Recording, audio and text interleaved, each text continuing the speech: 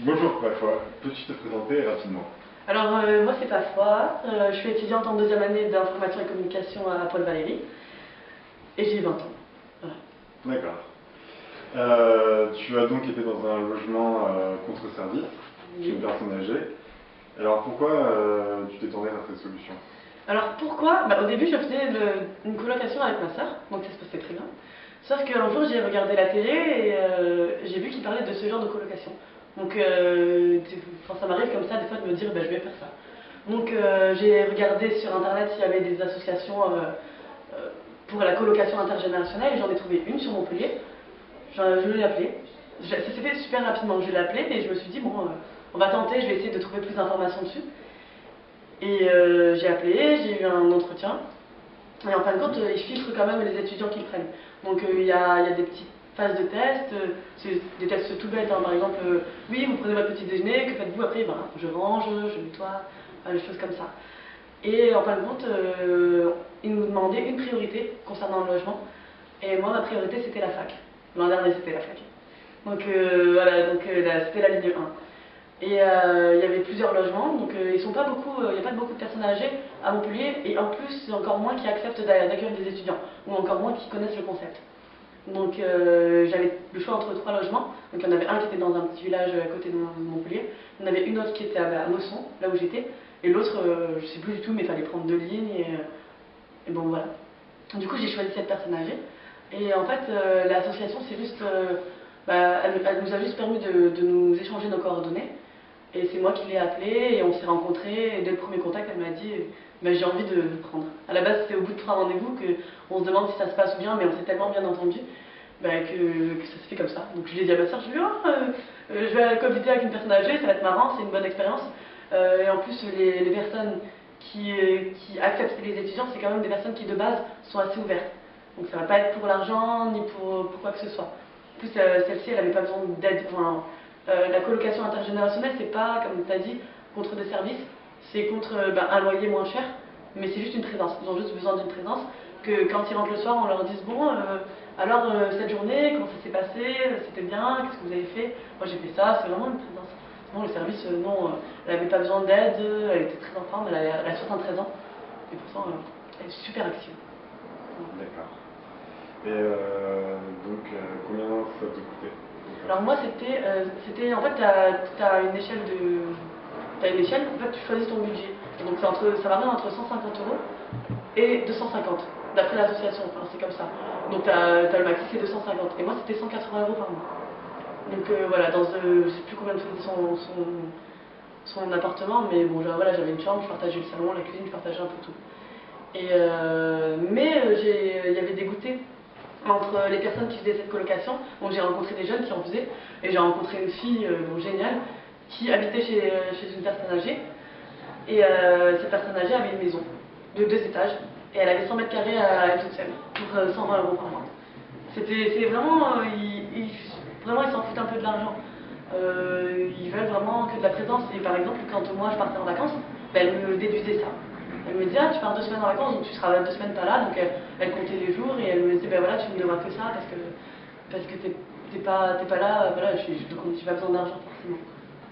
D'accord, donc c'était surtout pour la présence. Et toi, ce qui te plaisait dedans, c'était globalement d'être...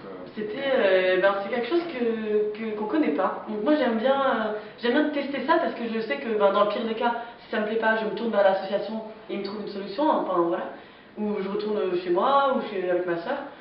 Mais c'était aussi pour l'échange parce que moi j'aime bien ça, je suis un peu une fille, j'aime bien rencontrer des gens, tout ça, mais à Montpellier on rencontre que des jeunes. Et je me suis dit, j'ai pas eu l'occasion de rencontrer des personnes âgées. C'est vraiment une opportunité comme ça qui s'est présentée et je l'ai prise. Sinon, jamais je me serais dit, je vais faire de la colocation avec une personne âgée. Je savais pas que c'était possible. J'ai juste vu ça à la télé, j'ai juste dit que c'était trop cool et qu'ils s'entendaient bien ensemble. Et en fin de compte, ça m'a permis de m'ouvrir, mais vachement plus aux personnes âgées. Et je sais que beaucoup de gens, quand je leur ai dit, m'ont dit, mais je pourrais pas, enfin, tu fais le ménage, oui, le ménage comme si tu faisais une coloc. On me demande, oui, mais t'as des restrictions? Je lui dis, mais non, moi je lui disais, après c'est en fonction de la personne, ça dépend. Moi je lui disais, bon demain je dors pas ici, elle me disait d'accord, elle acceptait que mon copain ou quoi vienne, bon j'ai ramené personne là-bas quand même, tu vois, mais voilà, elle acceptait beaucoup de choses et c'est une fille, elle est vraiment super ouverte. Des fois, elle me disait «Oh, j'ai fait un steak en trop, tenez!» C'était là, genre. Puis pour mon anniversaire, elle m'a offert des cadeaux, pour Noël aussi, pour Pâques, elle me posait un. Je me réveillais, j'avais un petit lapin sur mon bureau, je me disais «Oh, putain, c'est trop mignon!» C'est des petites attentions comme ça qui font que ben, il y avait un échange, mais génial. Et j'ai jamais eu aucun problème en un an de vie commune avec elle. Ok. Donc à t'entendre, en fait, il n'y a que des avantages. Ouais, bah ouais, Aucun inconvénient. après je pense que c'était bien au niveau de la passation entre le domicile familial et l'entrée dans les études supérieures. Là aujourd'hui, moi je me verrais plus le faire parce que bon voilà, maintenant j'ai un studio, Bien sûr. t'as l'indépendance. Ouais. Et mais non, après moi j'ai pas vu de. Après je suis comme ça, je suis quelqu'un qui est très optimiste. Donc je vois pas les points négatifs et je suis très je m'en foutiste. Donc je veux dire, je pense qu'il y a des choses qui auraient pu déranger des gens. Que moi non, il n'aurait Ouais. fallu, ben, moi j'aime bien parler, donc je discutais avec elle tous les soirs, il fallait être présent au moins 3 ou 4 soirs par semaine, et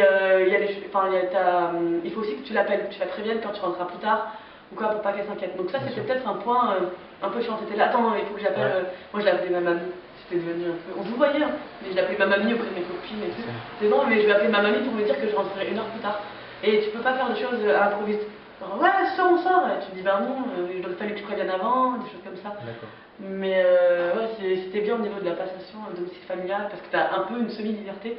Mais D'accord. t'as quand même quelqu'un, et moi je sais qu'à des moments j'étais malade, mais comme pas possible. Et elle me dit je cours vous acheter du Doliprane et tout, c'était super mignon, c'était trop Ouais. gentil. Et enfin, il y a des moments, je sais plus ce que j'avais eu. J'avais fait Dirty Dancing, ouais.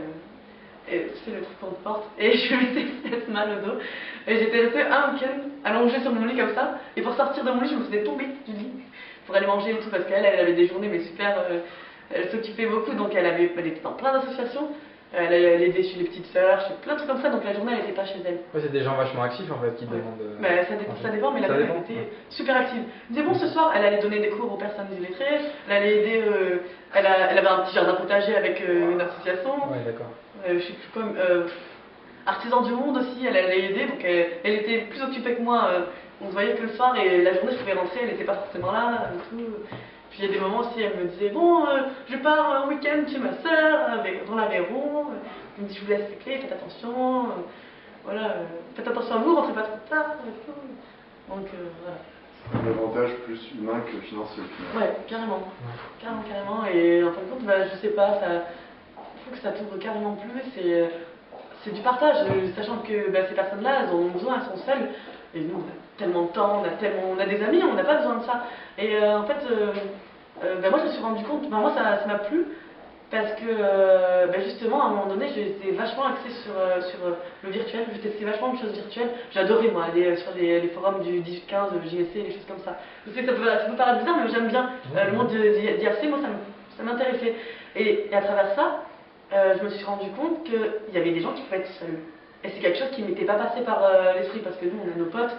Après, peut-être qu'il y a des gens qui aiment bien être solitaires ou des choses comme ça, et on se rend pas compte de ça. Et en fin de compte, quand tu te rends compte de ça, tu te dis, bah, il y a aussi des personnes âgées que je peux aider, que je peux connaître et qu'on peut pallier à leur solitude. C'est super, je trouve que c'est super dommage d'être seul.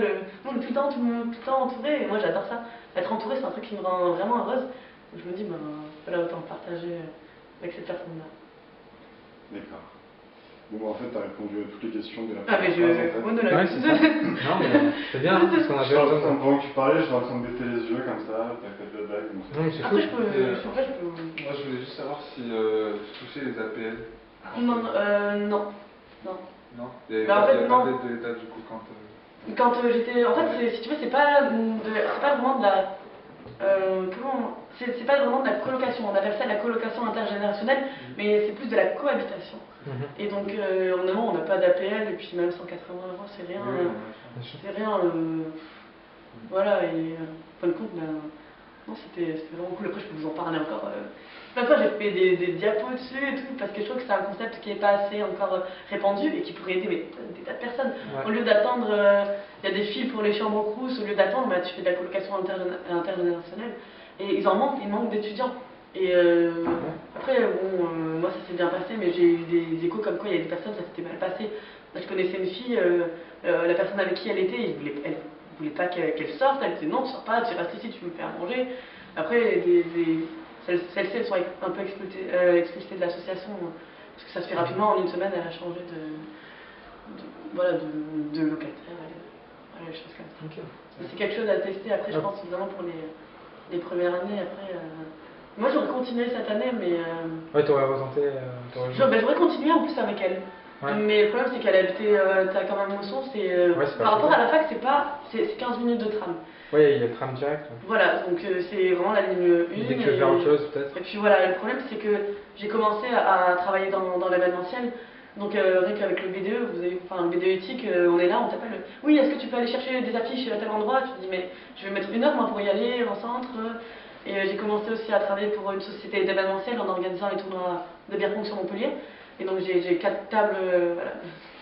Ça peut intéresser. Je vous en parlerai après peut-être, mais genre j'ai 4 tables de 9 kilos chacune. Et je peux pas me les transporter comme ça jusqu'à Mosson.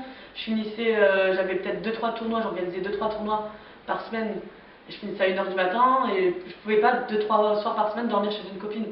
Enfin, il fallait vraiment au bout d'un moment que j'ai mon appartement en centre. Vraiment, après, le critère, c'est de donner le centre-ville. Mais bon, c'est quand même une bonne expérience. Après, j'aurais jamais cru que je sortirais autant, que je ferais autant de choses dans l'événementiel. Mais pour les gens qui veulent juste aller en cours, il y a des gens qui sont un peu plus casaniers, qui aiment bien rester chez eux, aller en cours et pas forcément sortir. Ouais. Là, ce serait vraiment le bon plan. Et je trouve ça dommage qu'ils ne soient pas autant répondus. Ouais, c'est vrai. Mais les gens ont peur de l'inconnu, ils connaissent pas, donc ils testent pas. C'est pour ça que là, je vois un peu le truc Non, t'as raison. et vous pourrez tester. Très bien. Bah, je pense que. Sans durer combien de temps? Bah, là, je pense qu'on est bon. Honnêtement. Ouais, ça va faire. Là, ça va faire bien 10 minutes, je pense. Ah ouais? Ouais, je crois, un truc comme ça. Mais merci. Je comprends pourquoi les gens me demandent après, parce que je me fais des monologues tout le temps.